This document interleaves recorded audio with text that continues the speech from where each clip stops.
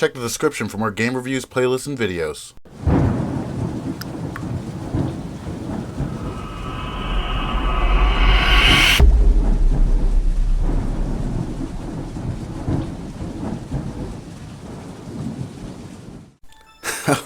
Oh, you thought I was done, but there's still a lot more to talk about with Naruto Storm Revolution than I got to before. Enough with the boring, old, unchanging battle system, which will 3 out of 4 times make you do a counterattack when you want to do a ninja move cancel and don't even remotely press the counterattack buttons. Let's talk now about the other stuff that makes this game unique. The customization is awesome, though some of the items seem a little gimmicky. If you watched my Lightning Returns Final Fantasy XIII review, you'll know that I don't like clothing gimmicks. They did everything they could in that game to make Lightning McCloud Strife look sexy, and by all measures, it probably worked. But in this game, there are more stuffed animals than things you would expect a good ninja to have, like a mask, or a giant shuriken, or a sword, or a neon hyperinflatable double-headed dildo. Nonetheless, the customization is fantastic, serves its purpose, and can only really improve from here. Some issues they need to address are the 3-item limit and the sameness of certain items. It's unfortunate that only some characters can wear certain items, and it's more unfortunate that you can't use the items on DLC costumes. Considering most of the DLC costumes are just recolors, or the characters are wearing less clothes, I can't imagine it would really have taken that much effort to just tweak the items a little bit. But I digress. I hope this customization is at least a precursor to a character creator.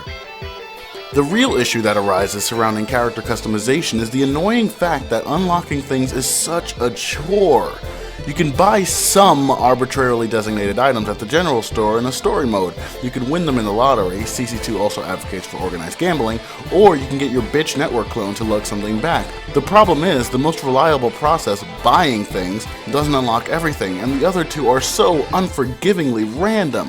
Why is it possible to win something you've already unlocked? It would have taken a simple true-false flag to fix that. Couldn't I just tell my bitch clone not to bring back another stuffed Gamakichi doll because my closet's already overflowing from the last 40 stuffed Gamakichi dolls he brought back? And the bitch clone takes for freaking ever to level up. I've resorted to just leaving him out for training overnight so he can just level up faster, but even so, he only ever brings back one measly item. Don't get me wrong, I like that it doesn't matter if he wins or loses, and I like being able to craft your own powerhouse bitch clone. The rewards for fighting these monstrosities are more customization items, but why, oh why, are the items given at random? Fighting a bitch clone can be such a battle of fucking attrition that you think they'd at least have the courtesy of letting you choose which item you want to unlock, or maybe unlock all the custom items on the opponent's bitch clone. In fact, what would really be cool is letting you unlock random items from regular opponents you face as well. But no, after exerting all your energy taking down a Madara bitch clone with max substitution recovery, max defense, max attack, drive type, with Anko and Neji supports, you get some absolutely random piece of equipment. This is why more often than not I opt not to do the bitch clone fights, even though I've found the almost foolproof way of beating even the most ridiculous ones.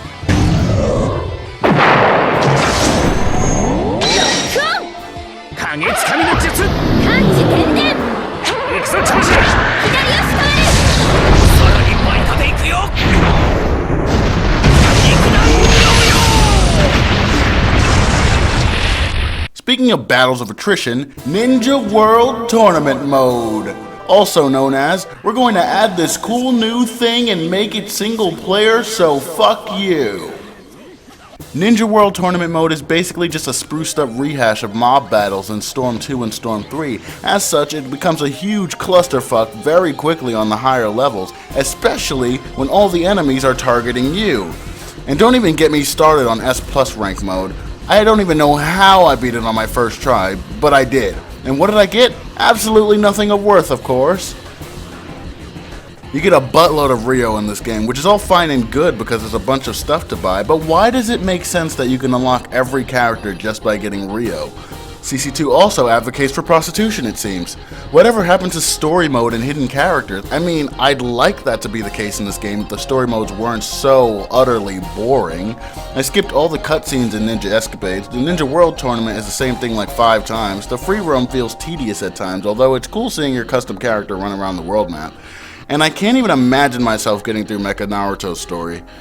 The Ninja World Tournament is just not a good enough mechanic to have us do it over and over constantly. I will applaud them for trying something different though, and it's a worthy game type to include in future titles, but why isn't it online cooperative or player versus player? Perhaps the answer to that is that it would have forced CC2 to revamp the online network, which sucks monumental donkey balls. Quick Match still doesn't put you in a match quickly, go figure. Join Session is laggy and takes a million years to find a room that hasn't already been taken or isn't someone you've already fought. And Create Session is only a viable option if you have a good book you've been meaning to finish while you wait for someone to join your room. I quick and session join tournaments which show up as completely blank for some reason, and I keep getting kicked out of tournaments when people boss awaken.